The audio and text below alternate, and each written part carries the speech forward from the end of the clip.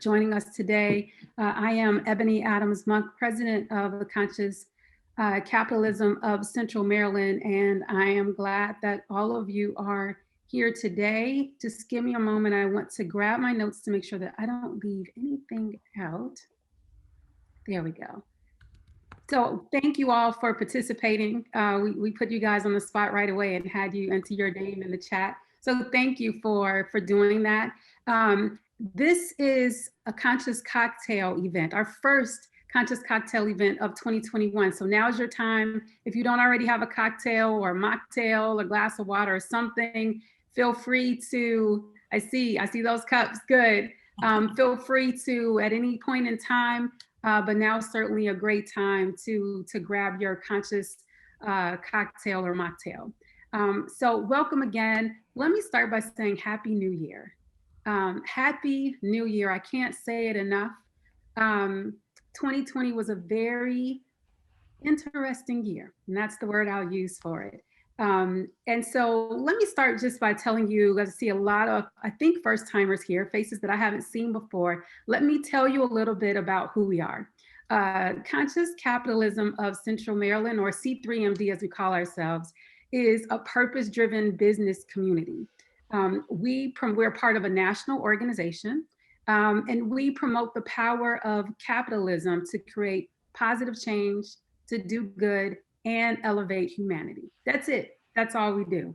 We really serve and hope that we are an inspiration to individuals as well as to organizations who are wanting to learn more about conscious business principles and have a community to come to. So I welcome all of you. If you aren't yet members, you may hear this again. I welcome you to continue to participate in our events and consider membership.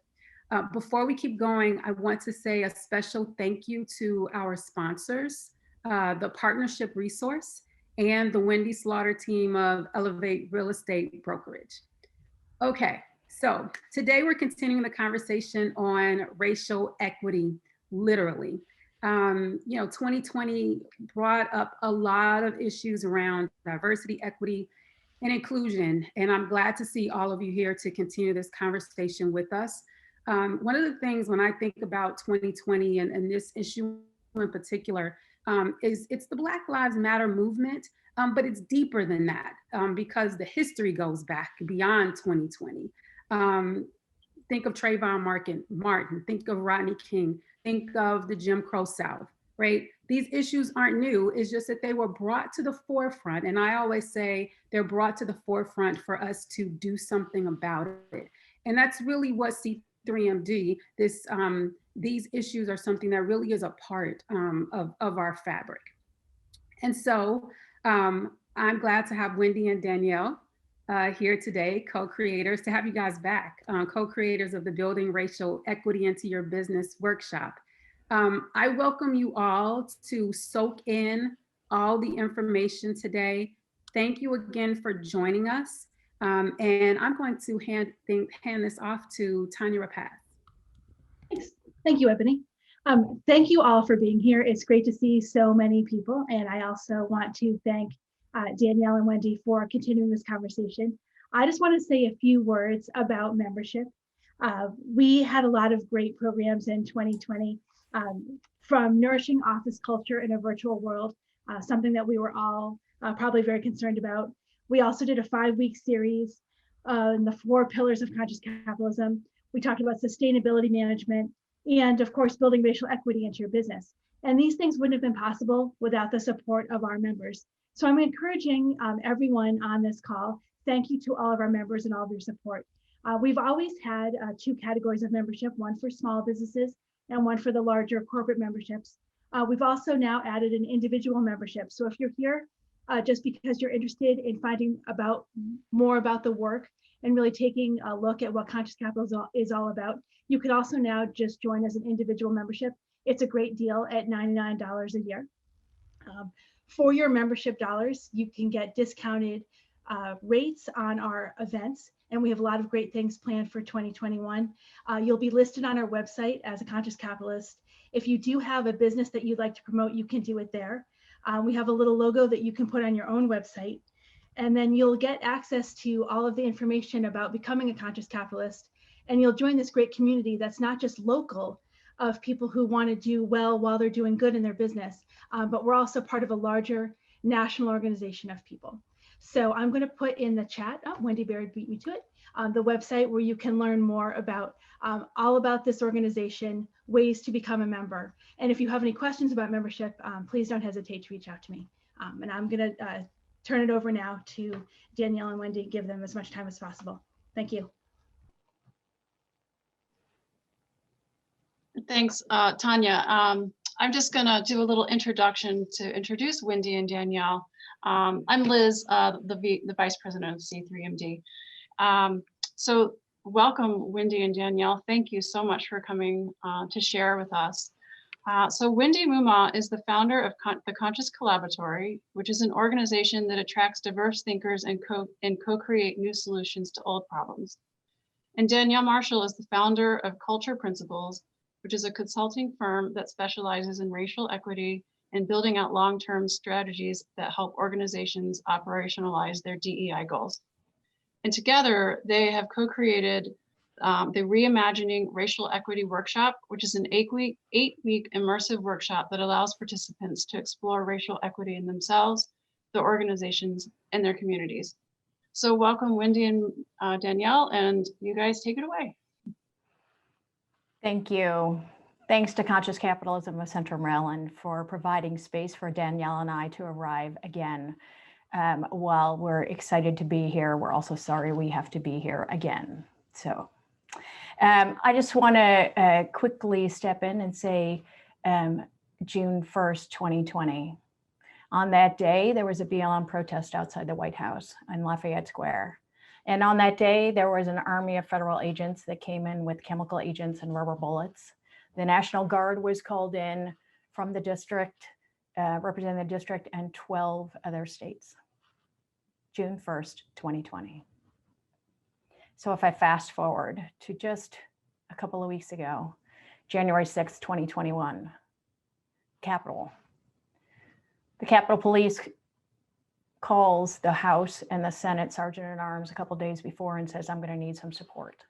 I said, sorry, I don't think we want to sound the emergency alarm. Just let them know informally that you might need their help. He waits.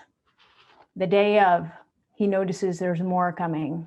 He was given information that said there was going to be more. He had 1,400 officers. The DC, being a district and not a state, does not have control over its National Guard. It actually goes up to the US, it goes up to the president. He asked 5 other times for people to help him. 2:26 p.m. he calls and he says, we need help here. He's on a phone call, the Pentagon is available at that time. He says, the Lieutenant General, Walter E. Pyatt, the director of the Army staff, says, I don't like the visual of the National Guard standing in a police line with the Capitol in the background, and declines to send people. By the time people arrive, 1,100, the DC police actually came first. We're not able to hold off the onslaught. And so you can see uncovering in the paper, this is not, couldn't even get one National Guard to show up. That actually at the national level, they declined to help. So there was a recent quote in the paper on January 12th that said, from the Washington Post, it said, multiple law enforcement officials have said privately in recent days that the level of violence exhibited at the Capitol has led to difficult discussions within the FBI and other agencies about race, terrorism, and whether investigators failed to register the degree of danger because the overwhelming majority of the participants at the rally were white conservatives fiercely loyal to Trump. So I just offer that as bookends, as a reminder of how racism impacts everyone. We all are suffering because of these acts. Danielle? You're muted. I'll just put a popsicle stick up. Of course I am. So thank you all for joining. And I appreciate, Wendy, you sort of setting the stage for where we are today. The reality is that today seems to be an ever-shifting target in terms of both the new day will arrive, but also so will new challenges. And I think new realities are settling on us, some who have been aware of this for a long time and others who are just really beginning to see the underbelly of the nation for what it is. And you may have come today arriving and looking for us to do a lot of the talking. We are going to open this up to allow you to do some more of the talking today, because I think there is a need to hold space, if you will, for people to process what they are witnessing and seeing. But before we get there, I want to share something with you. I was asked a question a couple of weeks ago, and we're all sitting in this space of COVID right now. And the question that was posed to me was, what is the first thing that you're going to do when you are able to invite people over to your home for the first time after COVID? And so you're welcome to even engage me in the chat box now. If you were thinking about your friends, your family, people you care about are coming to your home, you haven't seen them in some cases for almost a year, what's the first thing that you're going to do? So feel free to throw something in the chat box. There's really no wrong answer here. What jumps out? I see we're going to have a party, hug them, hug people, lots of hugs, longer than 30 seconds. A musical concert. Nice, I want to go there. Cooking meals together. Okay, so there's a lot of meals, singing. That sounds fun. Break bread. So dinner, games. We're going to do a lot of different things. I've heard from a lot of people as I've asked this question again, we want our hugs, we want our kisses, we want to spend quality time together. But I'm also getting some, and I didn't see any here today, some responses about, I'm gonna clean my house, right? I haven't swept around those crevices, our standards have shifted a little bit, if you will, since we've all been home. I want to figure out who's coming. So maybe we need to refill our cocktails, right? Our bar's gotten a little bit low. Maybe I want to figure out, my mom loves a particular meal, so I'm going to invite her into my house and I'm going to cook this meal that's her favorite. But what I want to point out in this moment is that overall our tendencies and our responses lean more towards the environment that we want to create.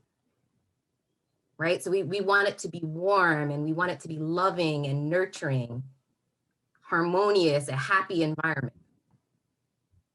But what we are doing in those moments is we're focusing more on the outcome than how we're going to cultivate that environment. And so as we really are beginning to think more about what racial equity means for us as a nation, as individual business, owners and leaders, et cetera, the question is, how are we preparing our houses, our places of work, to welcome in this racial equity that we espouse to want in this moment? So what are the things that we need to look through? What are the things that we need to clean up? How are we preparing? And I ask that question in particular because a lot of people are equating this in this moment to, sure, we need diversity, we welcome it in. I'm going to, recruit 50% of my new hires are going to be people of color. We want to be inclusive. Well, that's all good and well in practice.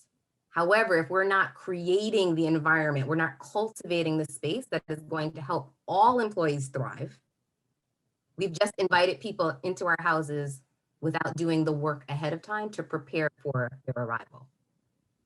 And so I want you to really think deeply about what that means for your businesses, because to do a simple thing like hiring a diverse workforce, as an example, is paramount to checking off a box. I brought in 10 new people this year.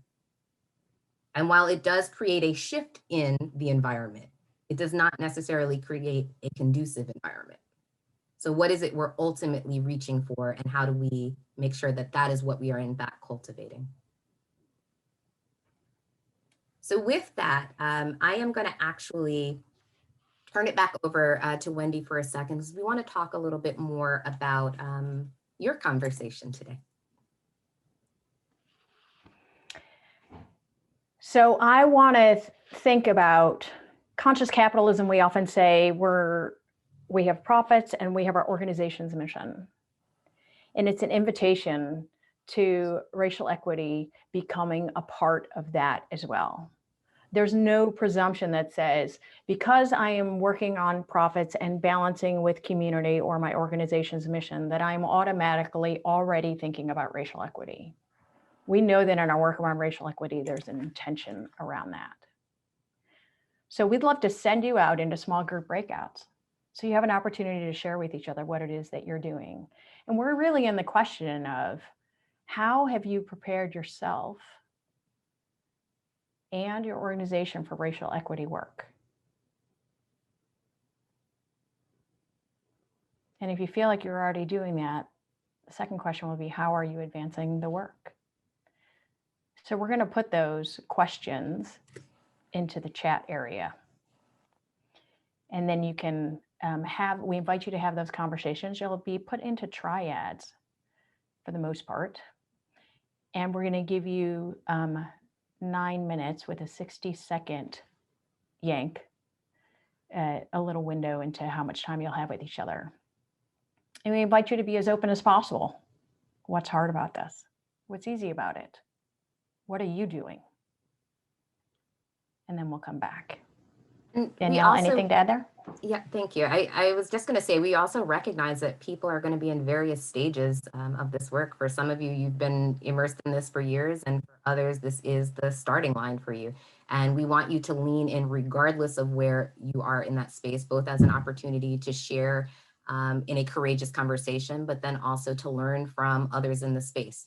So we invite you in, again, to talk about the questions that Wendy's laid out.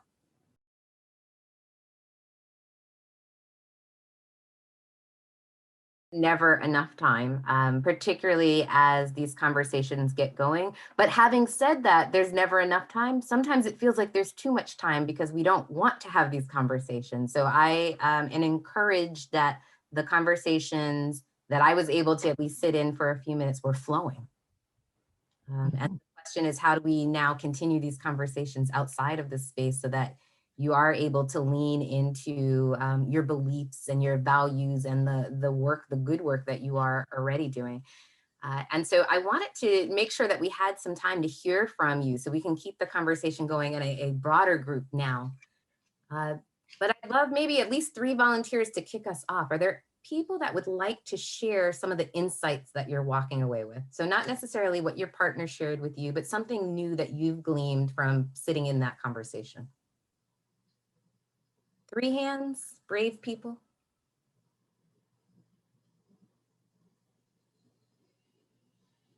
I'll jump in, but I also want to make sure that Elizabeth gets a chance to speak. I'm going to turn off my video so you can. All right. Hi, everyone. I have an unstable connection, so I had to change my screenshot. I'm coming from a place of with a very new organization, just over a year now, and their leadership team is focused on diversity and have been since I joined them. But we turned it over to our membership base. Many of our campuses are based in Philadelphia, and asked them for their input and to share from their own personal experience what they felt we could do that would have the greatest impact and make us more proactive in the conversation, and learned a lot from our memberships. They're kind of our customers, but just wonderful conversations came out of them sharing their experiences with us as a leadership team. Tracy, would you feel comfortable sharing any thoughts that maybe the membership had? So like, what were 1 or 2 recommendations that they had that you think about? Definitely focusing on youth in Philadelphia, and one of the outcomes from that is we've opened an accelerator at one of our Philly campuses for young women of color, for middle school and high school girls to start their own careers in entrepreneurship. And that's been a real joy to watch these young ladies blossom. And it's not a one-shot deal. It probably will be an operation for ever and ever and ever, as long as we can. But supporting the youth in any of our areas of where we have a presence, I think will help them get some more accessibility into entrepreneurship, and we can support them in that way. So you're creating exposure for people. It's great. Others, I am looking for Elizabeth, and then you would like the floor. Apparently, I would. Thanks, Tracy. Well, I think, Tracy, you wanted me to say something because I'm new. I'm guessing. I'm an immigration lawyer in Minneapolis. I've been in very small private practice for over 25 years here. I live relatively close to where George Floyd was murdered, and our city blew up. And my children are adopted. They're of Somali descent. So they have had they came to me traumatized being adopted, and then had more trauma thrown on them from growing up in a white family. And so my bar association, immigration lawyers, we deal with the government's power over immigrants. And the past 4 years has been horrific, throwing babies in cages and separation of families.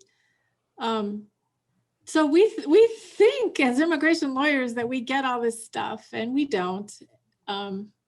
It's hard to look in the mirror. It's so much easier to point a finger.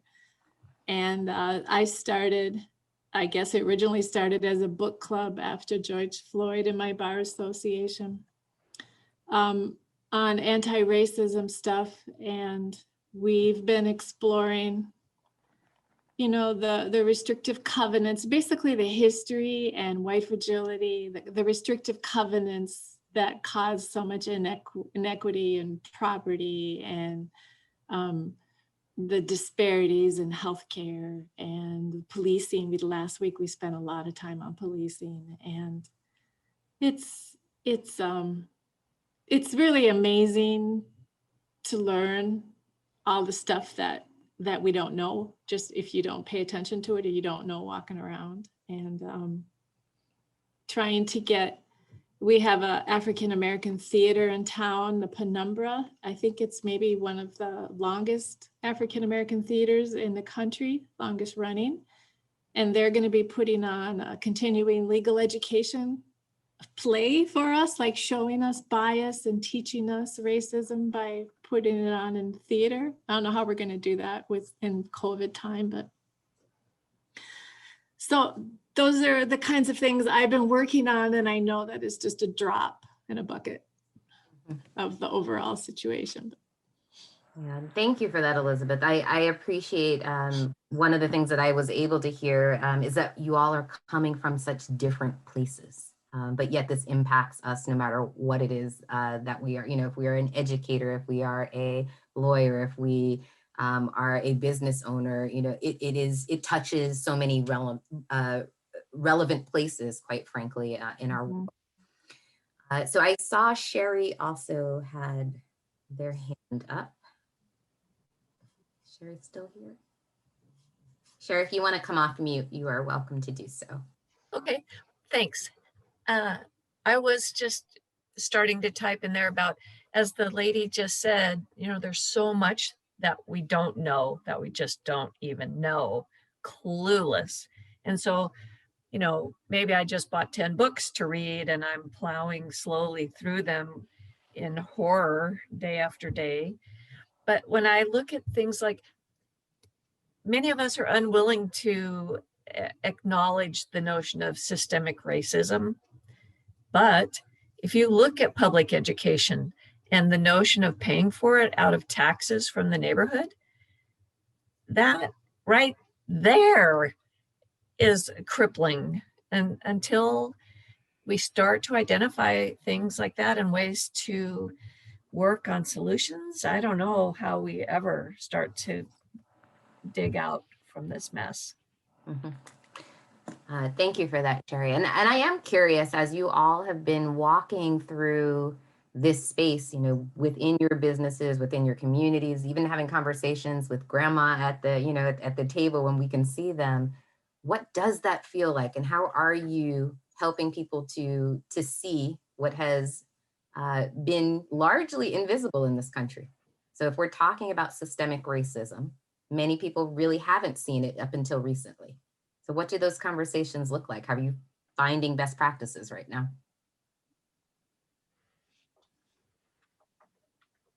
Sherry again here. I would just say,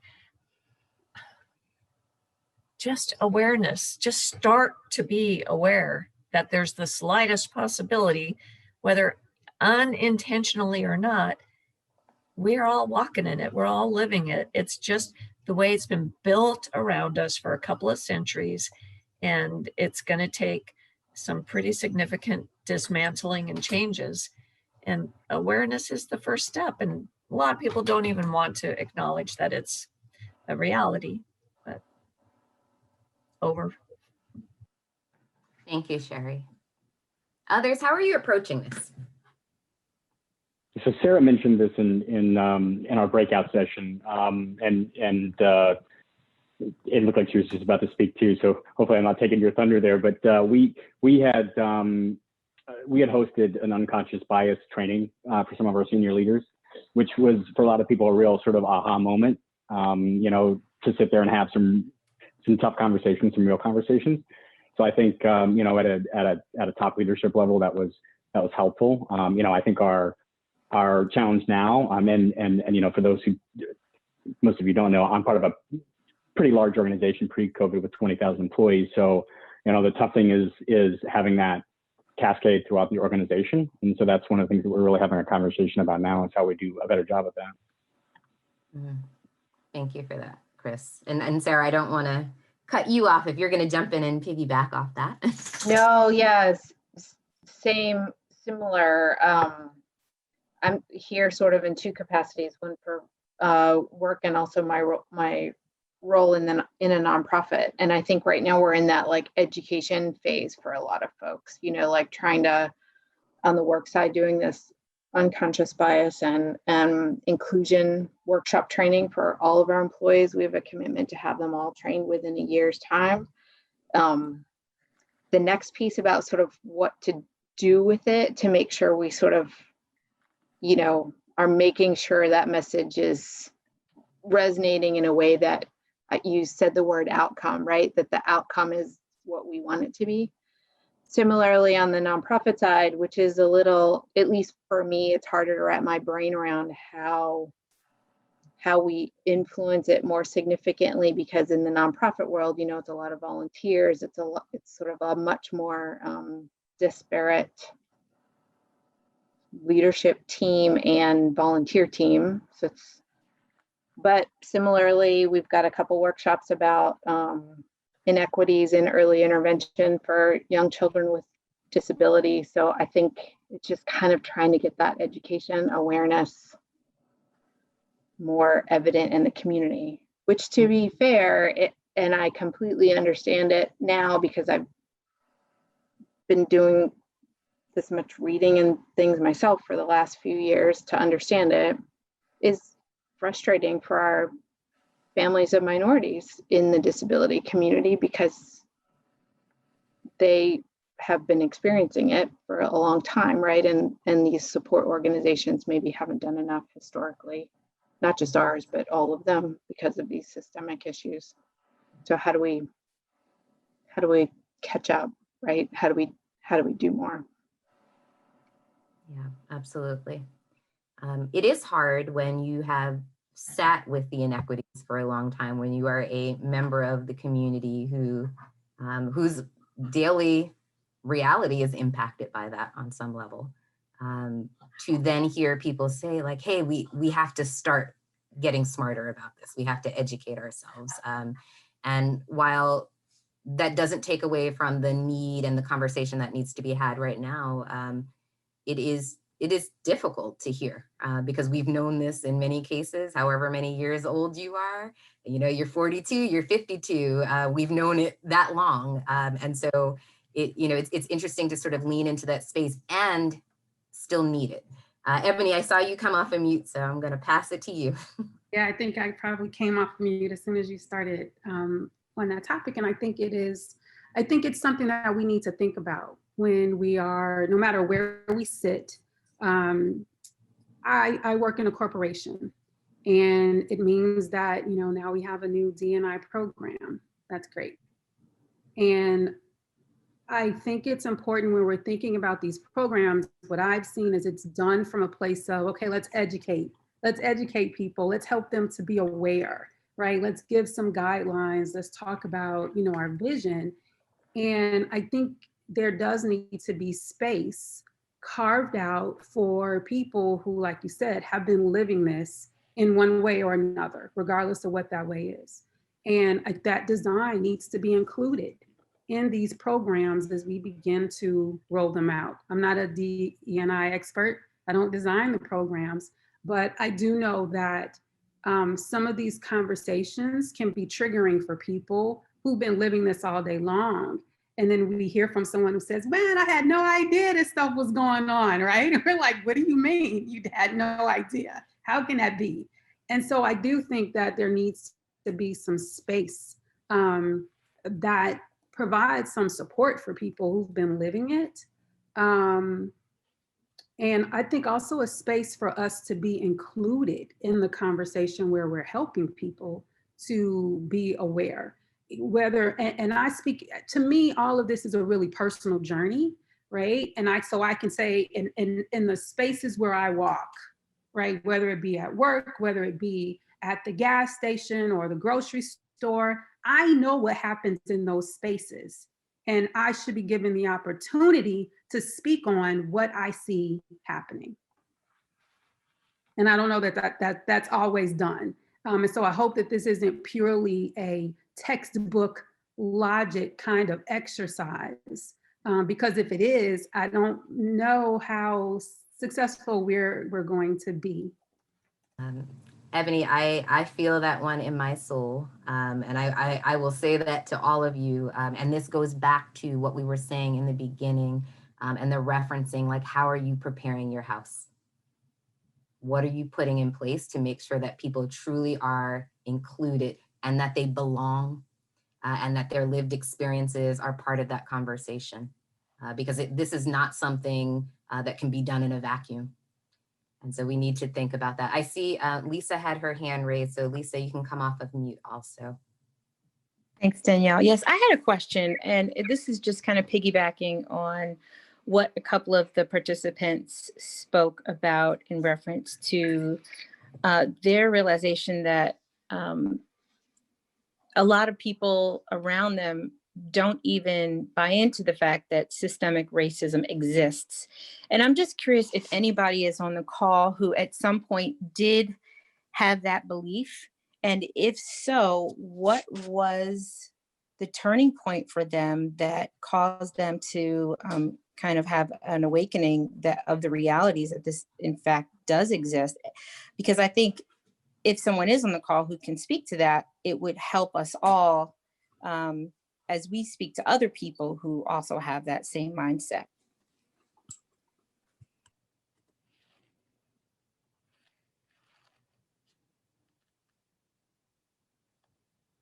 I'm not sure that I can speak to that mindset. I can say that I do come from a family that suffers from that mindset, and I'm sure that I did when I was younger. But I can't exactly pinpoint a moment when that shifted for me. For me, it was there were a lot of things that I disagreed with my family on as I grew up. So I think a lot of it was just me wanting to expand what I was growing up to believe, and I just had a natural desire to learn and to observe the world and what was really happening around me. So I think that's probably how I was able to see what was happening. But again, that's a learning mindset. So I don't know to speak to somebody who doesn't have that kind of mindset to begin with. Yeah, thank you. Can I say something real quick? For me, it's not like there was one moment when everything, like in the Matrix movie, just like suddenly all the pieces fell into place with noticing systemic racism. It would be like subject areas, like in employment. I think employment's pretty easy to see. Policing, easy to see.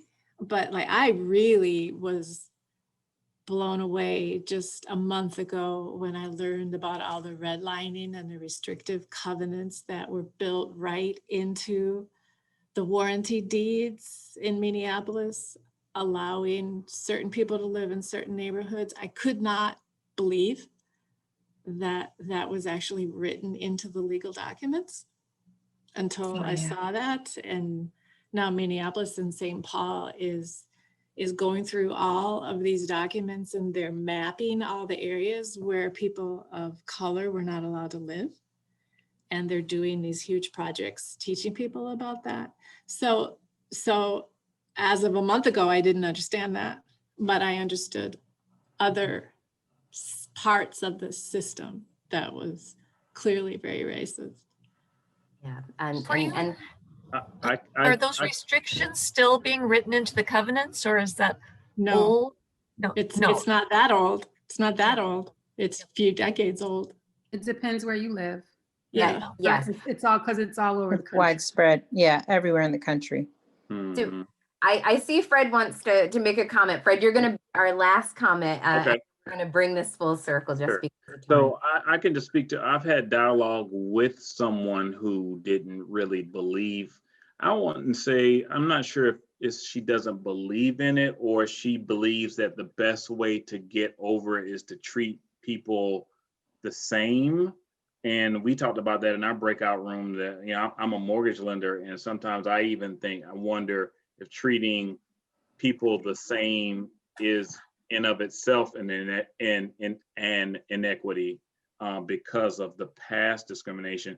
I would love to get to the bottom of why she feels that way, because as a lady who my wife and some of our friends were on vacation a couple of years ago and met her and her soon to be husband, and had a great time with her. And then all of a sudden we saw some comments of her on Facebook. But what was interesting is that, and I'll try to make this brief, on the trip, she later told us about, because, you know, our group was all African-American, her and her fiance were white, that people just assumed that we weren't with them. Like when the bus came to take us on an excursion off the resort, they said, oh, there's a private party going on this trip, and they were like, oh yeah, we're with them. And the same thing happened when we got to our excursion.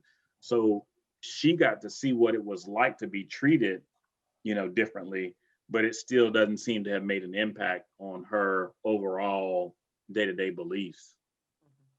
Yeah, there's a lot to unpack there. And as we say, continuing the conversation, we could continue many, many more times on this front. I wanted to, before I pass back to Wendy, just thank people for leaning into this space, for being willing to engage in the dialogue. And for those of you that are still questioning policies and practices, so, you know, I heard you going back and forth, like, is that still being written into law right now and into the covenants?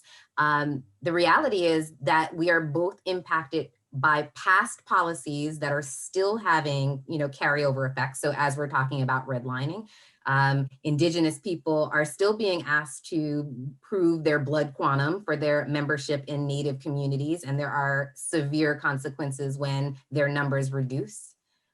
There is, you know, there are so many books on this that if you would like to read, The Color of Law, The New Jim Crow, so how we are criminalizing certain things. Cocaine versus crack in the 80s was a huge thing, and into the 90s, and why there are penalties that are set aside for certain communities. When you look at it in mass, and I'm only giving a few examples right now, there is a very clear pattern that emerges, and this is not by accident.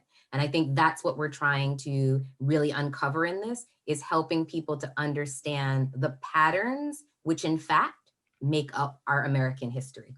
So whether or not we want to believe it, whether or not we want to lean into it, this is the reality. This is the reality. It is by no coincidence, and this is the last thing I'll say, that the report on 1777 from the commission came out yesterday, negating the 1619 project that talked about slavery on Martin Luther King's celebrated birthday in this country.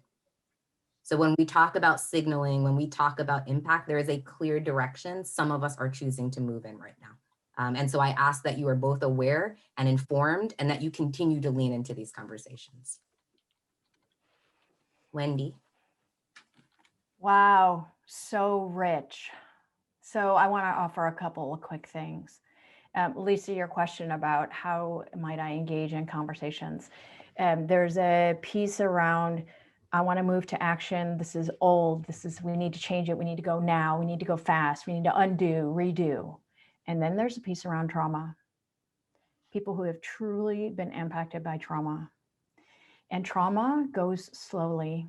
It requires, the pace of change is very slow because it takes time. So what can happen is if you get really, really active in what you want to do and you meet resistance and you try and force the resistance only becomes more extreme. So you have to be thoughtful about how you use the tools available to you in your sphere of influence to make a difference. And sometimes a conversation is not really a conversation. There's just a drop and it disappears for 3 days and you come back. And it's the persistence in returning to the conversation that creates the opportunity for change. So I say this for 2 reasons. One is there's no flag at the end of this. There's not, I'm going to rush to the finish line, get there and plant my flag in the ground. It's a commitment to swim in a new way and understand and make room for lots and lots of cultures and people and races and opportunity to create access for all. So while you're learning and unlearning and relearning, perhaps playing old stories in your mind of things that you've experienced that you now look back and go, wow, like if I had known then what I know now, I'd have done it differently. Welcome to racial equity work. And you are the one who's going to make the difference in your sphere of influence. Stacey Abrams is the perfect example of that work. Because in 2018, she lost the election by 50,000 votes to the current governor who was in charge of the secretary, who was the Secretary of State of Georgia, who decided that 650,000 votes should be disenfranchised. And she lost by 50,000 votes. So she decided, I'm going to work on voter suppression. That's my work in Georgia. John Lewis dies. They call her back and say, you should become senator of Georgia. And she said, no, thank you. I don't want to become senator of Georgia. I'm going to work on voter suppression. She has built a shared power structure. She has enabled grassroots organizations, despite the command and control that says, this shall not be done. And she's gone off and just worked in her own sphere of influence, created traction, enabled people, brought voters in, and she alone, I really think, changed the traction for 350 million people in this country. She changed Georgia blue, and she brought 2 senators with her. So don't lose hope. Proud to say she was my state representative. She's amazing. So keep doing your work. Keep finding the gems. Keep tripping over yourself as you discover new ways to grow and learn. And keep coming back to us. Find us here. There's an army of people doing this work. And we can find each other. And when we find each other, we'll see it gets bigger and bigger and bigger. And the system, you will change the system. And we will all gain from that. Thanks for being here and spending your time with us today. Thanks, Wendy. Thanks, Danielle. I want to ask everybody to take a deep breath. This is heavy. It's been a really good discussion, but I want you all to take a deep breath because I was holding my breath, so I know you guys are holding yours.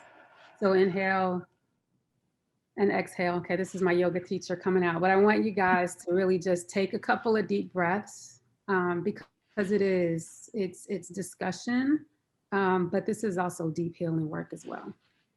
So I just wanted to jump in there. I think I'm turning this back to Tanya. Yeah, this was. I'm going to jump in real quick before Tanya wraps up at the end. Wendy Baird posted a link in the chat for the Reimagining Racial Equity Workshop. If you would like to hear more about with Wendy and Danielle, they're doing the 8-week course. So if you're interested in that, that's the link. And I wanted to thank Wendy and Danielle for coming. Thank you so much. This is such an important conversation. And I just wanted to mention one quote, beyond philosophy and grand themes lie the gritty details of practice. So this has definitely given me a lot to think about in how I'm going to practice in my daily life. So thank you. So Tanya, take it away. Yeah, thanks, Liz. And I want to add my thanks to Danielle and to Wendy. This was a great session. Thanks to everyone to come. And I'd like to invite you to our next, it's actually a Conscious Cocktails again. So if you enjoyed your cocktail, bring it again. Next month on February 16th at 4 o'clock, we're going to be talking to the Howard County Conservancy. The topic is going to be how nonprofits can get the most out of their partnerships with for-profit entities.